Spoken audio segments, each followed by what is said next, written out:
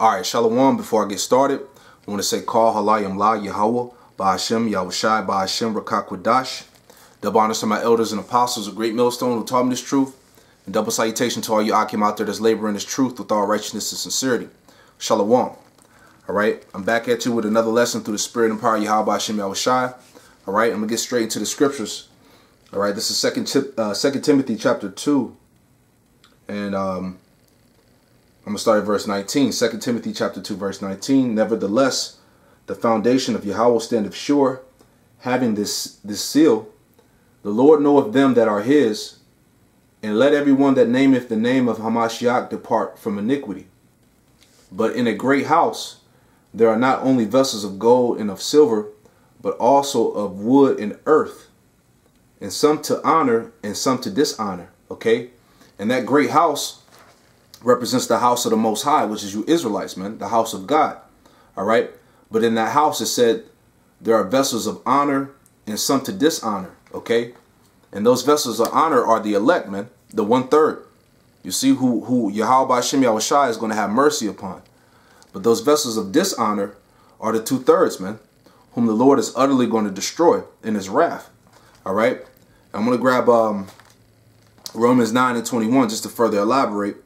Okay, matter of fact, this is Romans chapter 9, and I start at verse 18. Therefore he have mercy on whom he will have mercy, and whom he will hardeneth.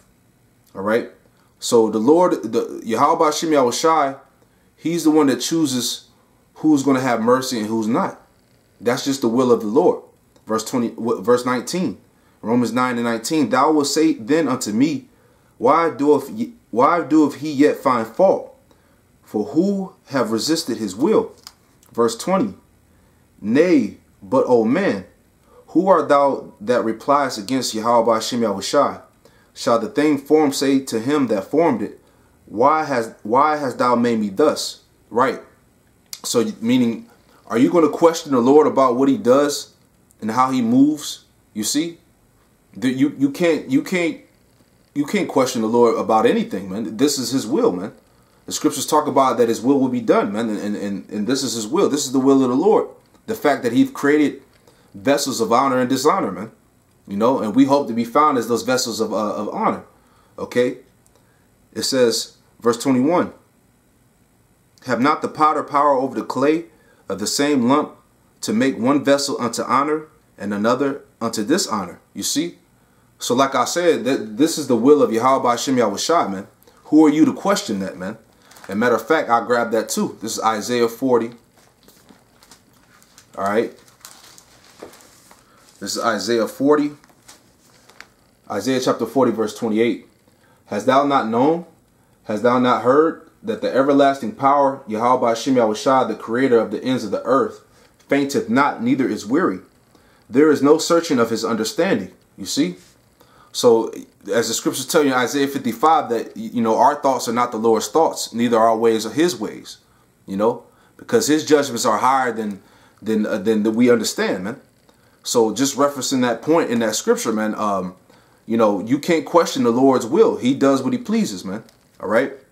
So, jumping back to Romans 9 and 21, have not the potter power over the clay of the same lump to make one vessel unto honor and another unto dishonor?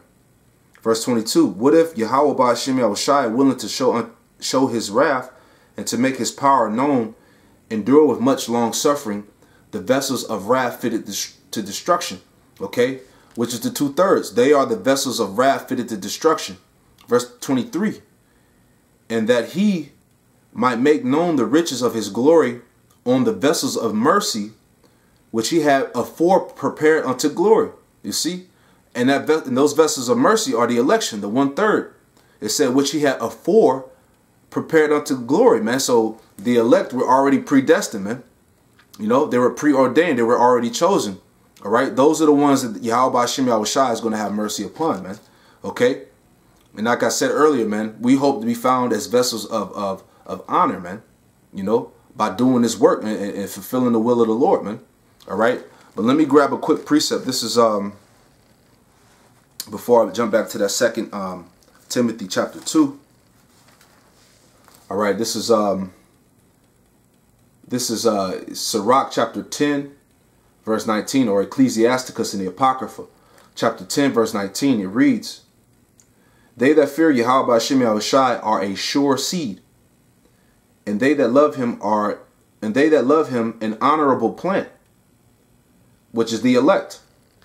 It says they that regard not the law are a dishonorable seed. They that transgress the commandments are a deceivable seed. Okay? So that's referring to the 2/3, man. They're that dishonorable seed, man, that's going to be destroyed. All right? This is 2 Timothy chapter 2. Okay? Verse 21. "If a man therefore purge himself from these, he shall be a vessel unto honor, sanctified and meet for the master's use, and prepared unto every good work." All right? So you'll be able to be used by the Lord, man. You'll be a vessel that the Lord can use to help raise up the elect, man. You know, it said that you'll be a vessel meet for the master's use and prepared unto every good work, man. You know, because the Lord can't deal with a polluted vessel. You know what I'm saying? You're of no use. Okay? And it says, "If a man therefore purge himself of these," meaning you have to come out of the world, man. You have to purge yourself from this world, man, from the worldly lust, man, to be considered an honorable vessel, man. And I'm going to grab that too, because the scriptures tell us to put off the old man, or the former conversation, I should say. All right? This is Ephesians chapter 4, verse 22. That you put off concerning the former conversation, all right, which is your old conduct, who you used to be in the world, that you put off concerning the former conversation, the old man, which is corrupt according to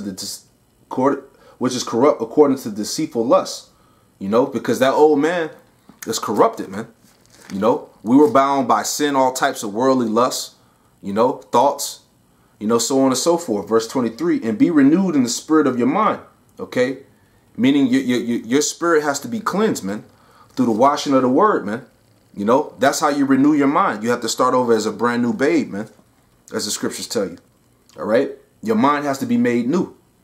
All right, verse 24, "And that you put on the new man, which after Yahweh Ba'ashem Yahushai is created in righteousness and true holiness."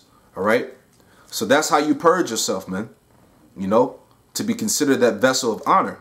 All right, jumping back, 2 Timothy chapter 2, verse 22. "Flee also youthful lusts, but follow righteousness, faith, charity, peace with them that call on Yahweh Ba'ashem Yahushai out of a pure heart." You see? So the point, man, you know, cast away that old man, man. You know, because we want to be found as vessels of honor, man. You know, this is why we labor and we push, man. You know, to be counted as that vessels of mercy, as we just read in Romans chapter 9. All right. So like I said, I want that lesson to be quick. I hope it was edifying.